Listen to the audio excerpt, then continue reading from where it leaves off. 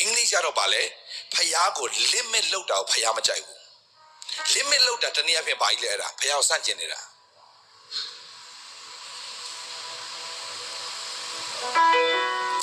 ကျွန်တော်မတိလိုက်တဲ့အရာတခုကကျွန်တော်တို့က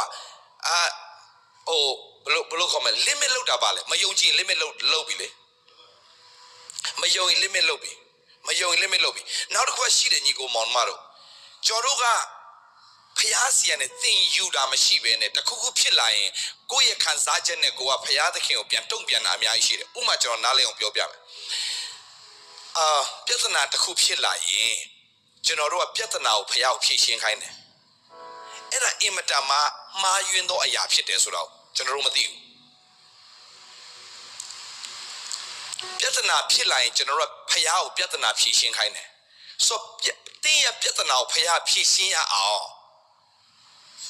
ဖျားသခင်တင်းရဲ့ကြုံမှမဟုတ်တာဟိုလှုပ်လိုက်ဒီဟာလှုပ်လိုက်ဟိုဖြေရှင်းဒီဟာဖြေရှင်းလိုက်မဟုတ်ဘူးညီကောင်မှားထားပေးပါဖျားသည်ဘယ်တော့ခါမှတင်းရဲ့ပြဿနာကိုမဖြေရှင်းဘူးတင်းပြဿနာကိုတင်းကိုဖြေရှင်းခိုင်းတာဖျားဒီချာနားထောင်ပေးပါရစီချင်းလို့ပါခါလေးမှာကျွန်တော်ရိုးရိုးတန်တန်